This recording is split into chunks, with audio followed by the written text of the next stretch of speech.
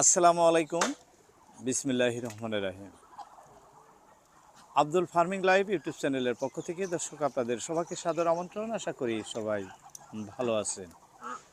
দেশ এবং দেশের বাইরে যেখান থেকে আমাদের ফার্মিং প্রতিবেদনটি দেখতেছেন, সবাইকে অন্তরস্থল থেকে ধন্যবাদ জানিয়ে শুরু করছি আজকের প্রতিবেদন। দর্শক, বর্তমান যে শীতকাল, এই ঠান্ডার সময় হাঁসকে খুব নজরে রাখতে হয়, কারণ এই সময় যেমনি সমস্যাও বেশি তেমনি হাঁস থেকে উন্নতিও বেশি। অর্থাৎ হাঁস থেকে যে হাঁসের যে উন্নতির যেটা মূল চাবিকাঠি ডিম, সেই ডিম কিন্তু এই সময় বেশি আসে। অন্যের ব্যাপারে বলতে পারি না, তবে আমাদের হাঁসের ডিম বর্তমানে কিন্তু আগের চেয়ে অনেক বেশি আসতেছে। তাই সবার মনে একটি কথা ঘোরপাক খাইতেছে, যেমন আমার আপনার সবারই প্রতি এই কথাটি একেবারেই প্রযোজ্য যে বর্তমানে এই ঠান্ডার সময় বাচ্চা উঠায়ে হাঁসের বাচ্চা ফুটিয়ে সেই বাচ্চা কীভাবে লালন পালন করব, এটা একটা দুশ্চিন্তা সবার মধ্যেই কিন্তু কাজ করে। দর্শক, আজকের বিষয় এটাই। কারণ এই ঠান্ডার সময় আপনি হাঁসের বাচ্চাগুলো যদি ফুটান, সেই ক্ষেত্রে আপনার হাঁসের বাচ্চাগুলো কি আপনি পুষতে পারবেন, ঠিক রাখতে পারবেন? এরকম কিন্তু অনেকেরই কোশ্চিন, অনেকেরই মতামত যে কাকা, ঠান্ডার দিনে হাঁসের বাচ্চা উঠাই আমরা কি সযত্নে পোষণ করতে পারবো, সেখান থেকে লাভ করতে পারবো, না আমাদের লাভের চেয়ে লসের সংখ্যা বেশি হয়ে যাব? তাই এই সময় কি করা ভালো?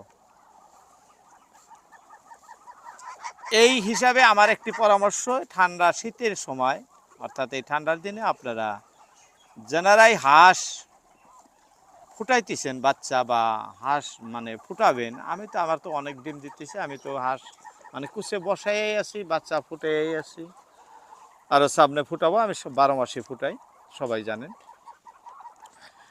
ঠান্ডার দিনে প্রথমত আপনি হাঁসের ডিম 20টার নিচে দেওয়ার চেষ্টা করবেন, অর্থাৎ 17 থেকে 18টা ডিম কুচে বসায় দিবেন, ওর বেশি দিবেন না। কারণ 17টা 18 থেকে যদি 15টা 16টাও বাচ্চা আসে, সেক্ষেত্রে কিন্তু হবে কি, আপনার হাঁসগুলো সেই ডিমকে নিজেই যেমনি দিব, তেমনি ওই 16-17টা বাচ্চাও হাঁস নিজেই পাখার তলে রাইখে বড় করতে পারে। সেই ক্ষেত্রে কোনো ধরনের এক্সট্রা কোনো লাইন খরচা বা হ্যাস কোনো লাইটের কোনো ব্যবস্থার প্রয়োজন হয় না। একটি হাঁস 15টা বাচ্চা খুব যত্ন সহকারে পোষণ করতে পারে। তাই এই সময় হাঁসের ডিম কম করে দিবেন হাঁসের নিচে, আর বাচ্চাগুলো ফুটানোর পরে হাঁসটা আবদ্ধ জায়গায় রেখে দিবেন, হাঁস যাতে বাইরে খোলামেলা ঘুরতে না পারে।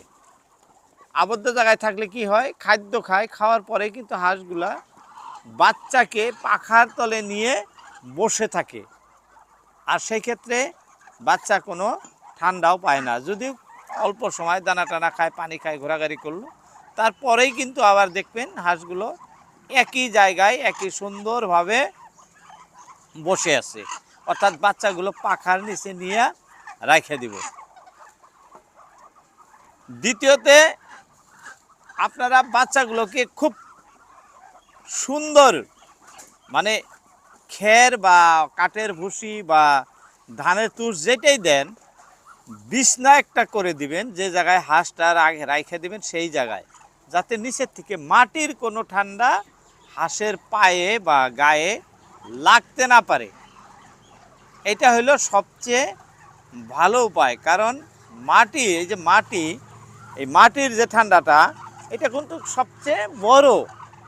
ওই ঠান্ডাটা যাতে পায়ের থেকে বাচ্চার গতরে আসতে না পারে, সেদিকে খুব ভালো খেয়াল রাখবেন। তাহলে দেখবেন যে আপনার হাঁসের বাচ্চা দুর্বলও হব না, সবলও থাকবো, স্বাস্থ্য ভালো থাকবো, সব দিক দিয়েই বাচ্চা শক্তিশালী থাকবো।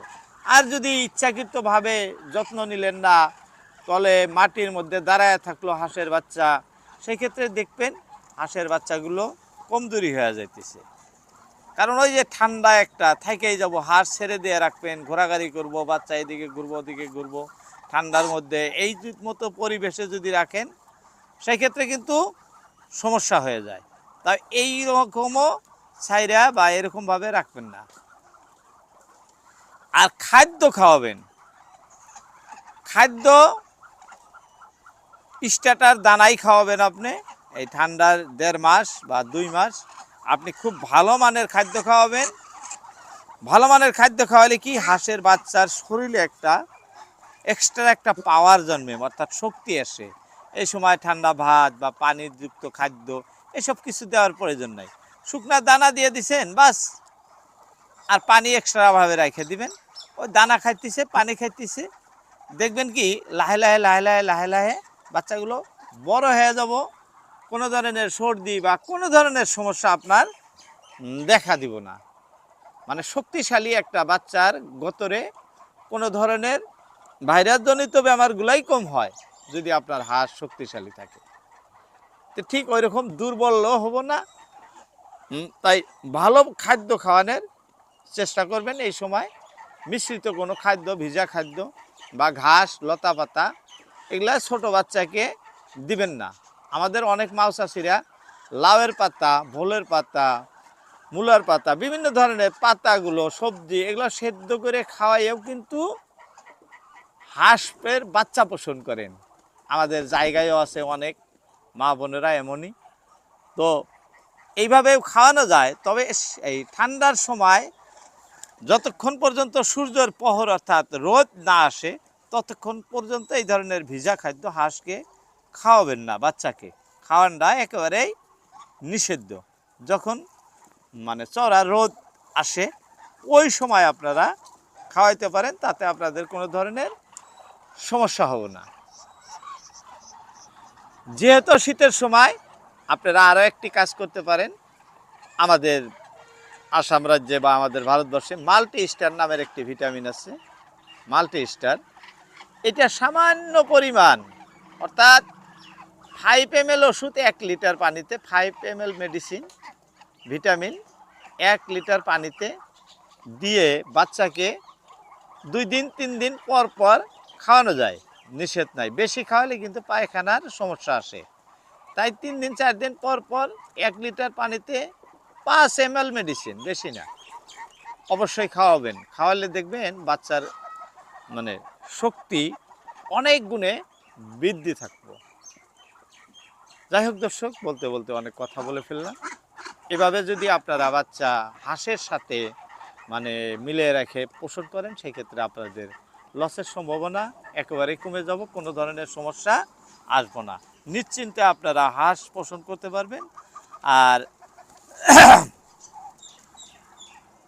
যদি তার মধ্যেও কোনো সমস্যা আসে সেই ক্ষেত্রে পশু চিকিৎসকের পরামর্শ নেবেন। যাই হোক, আজকের মতো আর বলি না, আকবরই না, ইতি টানছি। আপনাদের সবার মূল্যবান সময় ভিডিওতে দেওয়ার জন্য সবাইকে অসংখ্য ধন্যবাদ। কথা হবে আবার অন্য কোনো ভিডিওতে। আসসালামু আলাইকুম।